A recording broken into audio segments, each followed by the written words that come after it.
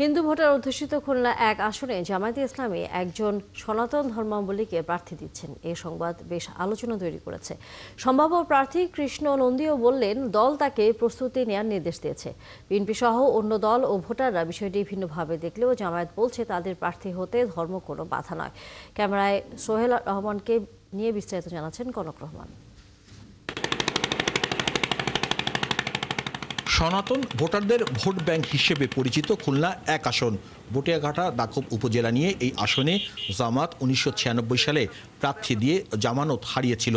এবার এই আসনে প্রাথমিক প্রার্থী হিসেবে বটিয়াঘাটা উপজেলা জামাতের আমির শেখ মোহাম্মদ আবু ইউসুফের নাম ঘোষণা করা হয়।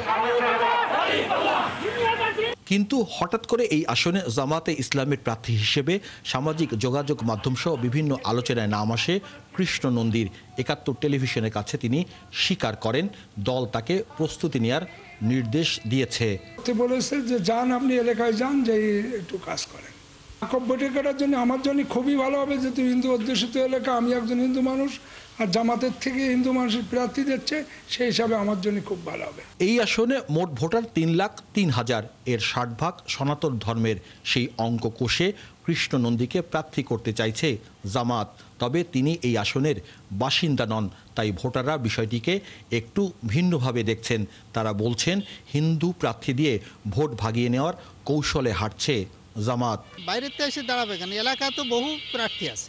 আমরা কৃষ্ণ নন্দীকে কখনো দেখিনি এবং তা আমরা চিনিও না ওনাকে। একটা হিন্দু এলাকা, যে কারণে হয়তো জামাত হিন্দু প্রার্থী হলে তারা মনে করে যে ভোট বেশি পাবে। যাচ্ছি আমরা ভালোভাবে থাকতে পারি, ভালোভাবে চলতে পারি, ভালো বেড়াতে পারি, এরকম প্রার্থী আমরা চাচ্ছি। তবে বিএনপি নেতারা বলছেন এটা জামাতের দলীয় আদর্শের সঙ্গে সাংঘর্ষিক। জামাত বিগত দিনে তাদের যে বয়ান ছিল, বক্তব্য ছিল, আদর্শিক বক্তব্য ছিল, সব থেকে সরে এসে ওরা শুধুমাত্র ভোট পাওয়ার জন্য যে কোনো ধরনের কৌশল অবলম্বন করে যাচ্ছে। খুলনা জেলা জামাতের সেক্রেটারি জানান কৃষ্ণ নন্দী তাদের দলের সদস্য, তাই তিনি যে কোনো আসনে প্রার্থী হতে পারেন।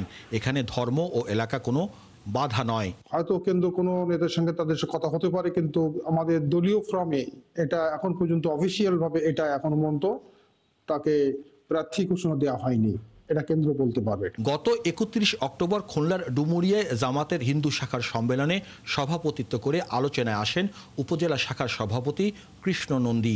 ওই অনুষ্ঠানে প্রধান অতিথি ছিলেন দলের সেক্রেটারি জেনারেল মিয়া গোলাম পরোয়ার। তিনি ওই সম্মেলনে কৃষ্ণ নন্দীকে নির্বাচন করানোর ইঙ্গিত দিয়েছিলেন। কনক রহমান, ৭১, খুলনা।